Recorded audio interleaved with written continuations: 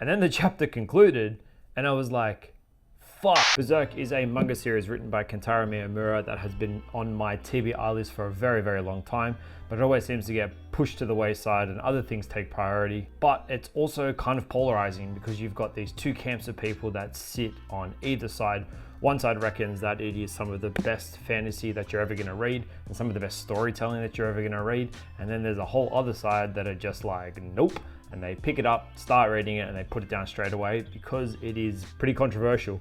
It's got that little sticker there, which lets you know it's probably not going to be the most accessible for some people. And from what I've heard, it can get really, really hectic, and it does not pull punches with some of its content. And this is my first endeavor into manga before. I have not read anything, so I don't know, it may not be the best place to start, but we're doing it. I've bought it. I've got 2 deluxe editions, so we're going to find out if this is for me. In this video, I'm going to be discussing the first 2 deluxe editions that I picked up off Amazon. They're about 40 bucks each, to check out and see if it's something that I'm interested in and it's something that I want to dig right into. If nothing else, they look great in the bookshelf, so it's going to be pretty spoiler free. I'll just give you some minor details and some story outlines to help you decide if it's something that you want to try out too. So what's it all about? BERSERK follows the story of the Black Swordsman named Guts, who is a demon hunter in a medieval inspired world.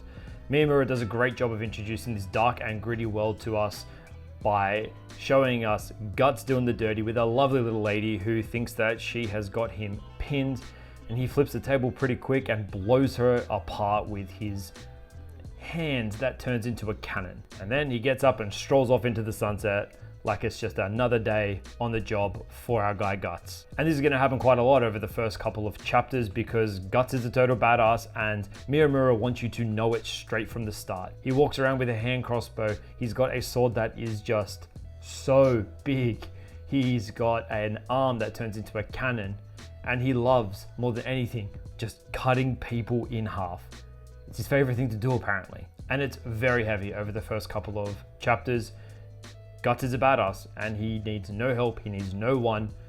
He walks into rooms, cuts people up and walks out. One of the first encounters that you get with Guts is him walking into a room and he seemingly tries to save a cute little fairy named Puck. So he chops, does lots of chopping. And when this little fairy comes across to thank him, he swats her out of the air and walks away, being just rude, because honestly, my first impressions of this guy Guts is that he is just a dick. He walks away from explosions, he has a lone wolf attitude, and honestly, he's pretty much just a jerk to every single person that he meets. It's almost a little bit off-putting because every time that he interacts with anyone who is not some sharp-toothed evil dude, he either chops them in 2 or he's just an ass to them and lets them know just how worthless they are. And I get what Miyamura is doing. He is really working hard in these first few volumes to make sure that you understand exactly who Guts is at this point in time. But it's just a little bit heavy-handed to begin with. I mean, this Puck character that we're introduced to saves his life, breaks him out of jail, heals him, and he's just like, no, fuck you, bug. Like I said, this is one of my first ventures into manga and comic books for that matter, so it's all still very new to me. But so far, I've really enjoyed the artwork. It is so brutal and so powerful. The action sequences so far have been good, even though it seems to be cut, cut, cut, Guts gets clobbered, cut, cut, cut. And then he gets clobbered by some other big dude. But seriously, this Guts guy is one persistent dude. Just stay down, man. So over the first 2.5 volumes, I'm a little bit on the fence with it. Guts is super tough and a bit of a badass, but outside of that, I don't really know how I feel about him. He's a good guy, I think, because he's killing all these super evil dudes, but he kind of just like enjoys it like a little bit too much. But I will say in terms of plot, I think I'm hooked. The God Hands and Griffith and that creepy little egg with some eyes. It's all got me very curious and I am keen to see where it goes. And by this point, there have been some small character beats that are showing you that there obviously is more to Guts than meets the eye as it's slowly peeling back that outer rock solid layer that Guts has put up, which I'm sure will start to develop and we'll find out more about that as the story goes along.